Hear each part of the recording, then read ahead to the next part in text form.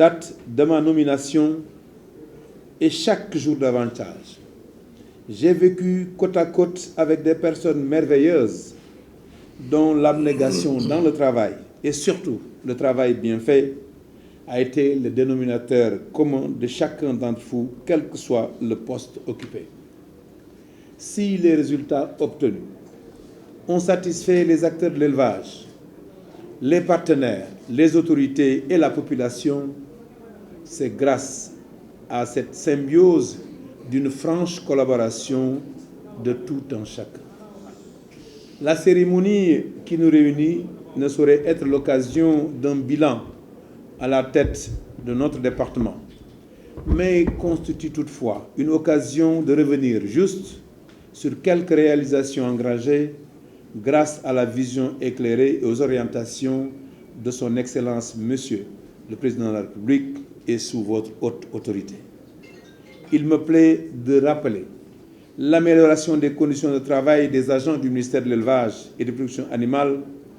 par une mise à disposition inédite de moyens logistiques composés de 35 véhicules pick-up et 145 mobylettes, une subvention substantielle des salaires des agents, malgré un contexte économique difficile,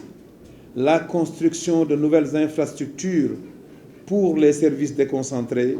l'organisation du premier recensement du cheptel, jamais réalisé dans notre pays.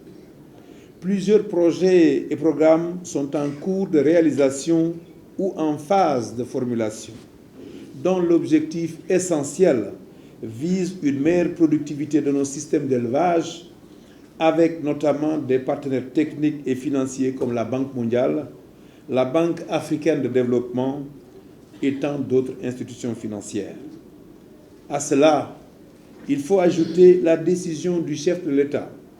dans le cadre de l'amélioration génétique et de l'augmentation de la production de lait et de viande,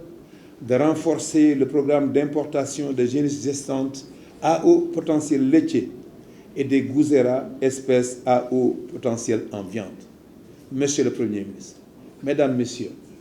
les réalisations sont si nombreuses et les perspectives tellement heureuses que je ne saurais guère être exhaustif dans l'énumération, mais juste vous dire que le secteur évolue avec un dynamisme remarquable. Avant de terminer mon propos, je voudrais exprimer toute ma disponibilité, pour leur disponibilité, leur esprit d'ouverture et le sens de responsabilité à ces vaillants opérateurs du secteur de l'élevage. Monsieur le Premier ministre,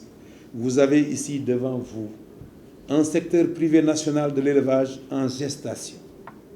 Il s'agit d'hommes et de femmes conscients des enjeux et profondément engagés à soutenir la politique définie par son nom, Excellence, Monsieur le Président de la République.